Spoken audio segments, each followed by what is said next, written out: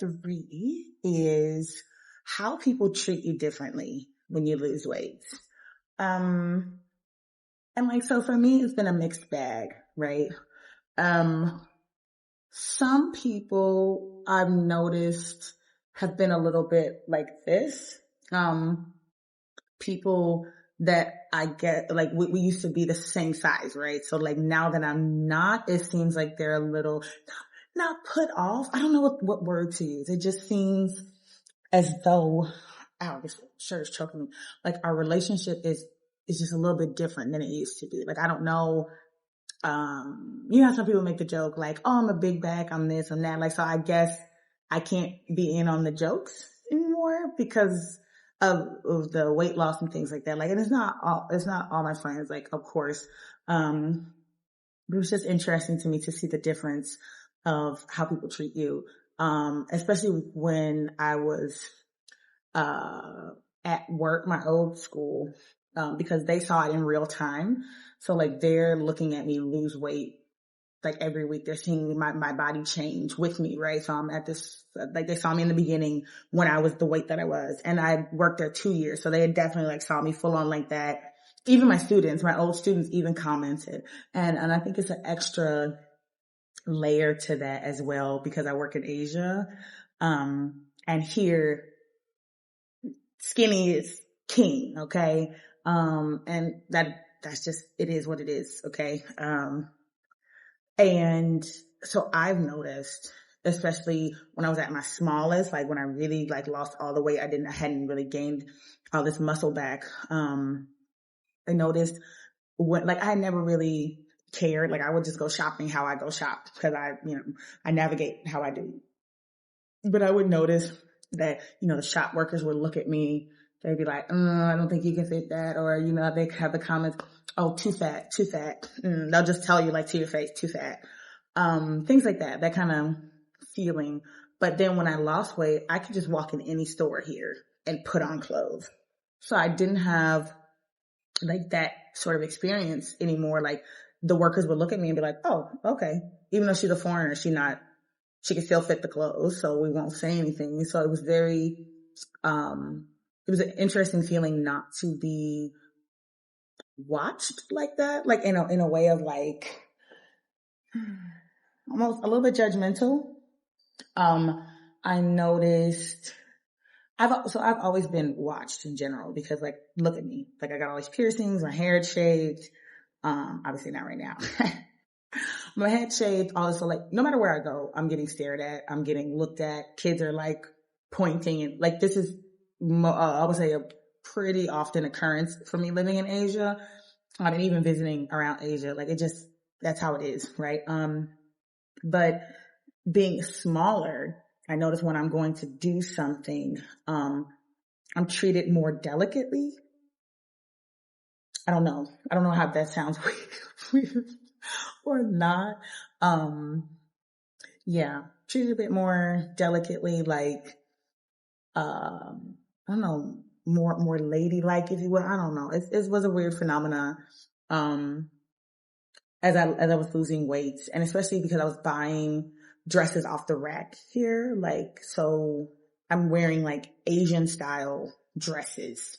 Or should I say East Asian style? Cause I don't know if Southeast Asia has different styles. I don't know. So East Asian style dresses. And so I'm looking at them, looking at me in their style of clothing in the same size that they wear. And it was a very, I don't know, just interesting to see the reactions that I would get. Cause I love to people watch. So I'm always aware of when people are watching me or looking at me or something like that. So it was just interesting to see. So I think people didn't really, or hadn't really seen people warn about the differences in people's perception and treatment of you. I have seen fat phobia before. Like I've seen that like prior to me losing weight, but I didn't necessarily think it would be the opposite as well. So it was just interesting to see. My number 4 is internal changes. Like, and everybody's different, right? Everybody's different with what they do to lose weight, and stuff like that. for me, my weight loss, I was doing all the eating right and exercising and whatever too. It was also partially hormonal because I have PCOS. So the struggles and things like that, to see the difference in how my body reacted to eating differently, how I had more energy suddenly, how sleeping affected me, like how sleeping on the same things that I slept on when I was bigger, how it just felt different around my body. Like I have like memory foam on top of my bed. And so the memory foam was like, who is this? The memory foam had to make new memories. And so, just fitting into the places, that I used to, like seeing how it fits with the new me now. I think that was another thing to get used to, I think. Yeah. And my number 5, with weight loss. So I had lost weight before. Like I would say like the most I lost in like a year was like 50 pounds. So like obviously this is my largest weight loss ever. But I had lost like my first year in Korea, I had lost like 50 pounds over the year because I was moving more and everything.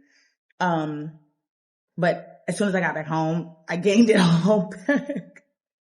It was like, as soon as I got that good food, my body was like, okay, the fat never left, girl.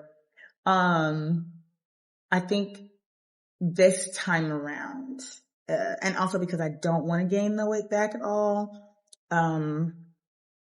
having a true support system, and this is even for like people you don't truly know, right? Because like I've joined Facebook groups of like Fit for Black Women, blah, blah, blah, like, other like women groups, excuse me, for weight loss and support and things like that. And also my own friends that I have, that I've known forever. You know what I mean?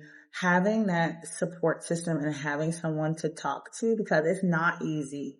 The consistency, the meal prepping a lot of times, or deciding what you're going to eat, what fits into your goals and what your body's doing at the moment, all that kind of stuff, not feeling like trash if you don't go to the gym 4 times a week. Like I try to be here, like 3 to 4 times, but like lately I haven't because I've been so busy, so tired. And then I'll be messaging some of my friends and I'm just like, I really wanted to go to the gym, but I can't drag myself out of my house to actually have the energy to actually do the thing that I want to do. Like even the making content, like exhaustion. So it's just really like, yeah, it's a lot. It's a lot. If you don't have that support system, I think that's one of the biggest things. You have the food, right? Biggest thing. You also need to be exercising along with the actual weight loss itself, right? So that you won't just become a bag of skin. You need to gain that muscle to, supplement what you're losing, right? And also like help you tighten skin and all that type of stuff. And also your support system. Like, I feel like people always miss that part. Like, oh, you need to eat right. You need to sleep better. Yeah, all that. But you also need to have somebody to talk to, because there are going to be days where you like beat yourself up. And it's like, stuff happens. You know what I mean? Like, obviously try your very, very best, but stuff happens. Like, I always have to remind myself that, okay, I couldn't go this week. I couldn't. Or I didn't feel like it. I have to give myself grace on those days or even a week of like not feeling like it, because sometimes you just don't have it. Sometimes life be life, man, and you don't have it, right? So I try to tell people to please don't beat yourself up. You know what I mean? Try your best. Your best is all you can do. Like, be kind to yourself. And I have to remind myself of that. Be kind. Like, cause I just be in the mirror like, oh, my muscle feel like it's getting small. No, good and well, it's not. But then I'll talk to a friend of mine, and they'll cheer me up and be like, girl, you're doing so well. Like, even despite all these challenges, even despite all this extra crap you got going on, all these people stressing you out, blah, blah, blah, you are still doing so well. Like, do not beat yourself up because you couldn't do the one thing. So like, or I'll look and maybe I'll get my steps that day instead of like going to the gym. Okay, I did something. You know what I mean? So it's sometimes mental gymnastics to complete your goal, right? Sometimes it's just a lot. Sometimes it's a lot. So that's just my reminder. Even though people don't really talk about it a lot, be kind to yourself. Even if the scale doesn't look the way you want it to look, even if you really want those French fries, like tonight, I'm going to get some French fries because I really want some French fries. I want some spicy fries tonight. I'm not going to beat myself up about it. I'm going to have my spicy fries. Okay. It just is what it is. You know what I mean? That doesn't mean I'm going to eat like trash every day of the week, but I want my spicy fries tonight. So I'm going to get them because if I die tomorrow, you think I'm going to be in heaven happy that I didn't get my spicy fries? No.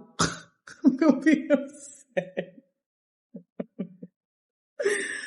Anyway, try your best, guys. Keep going, keep trying your best. Yeah.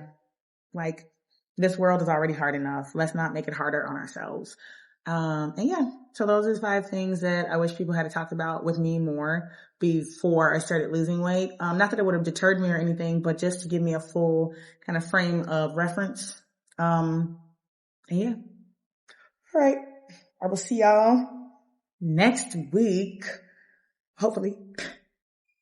Almost end of the school year. So, hopefully I'll be making more content back at home this summer. Yeah, really excited about that. So yeah. All right, y'all. I will see you next time. Bye.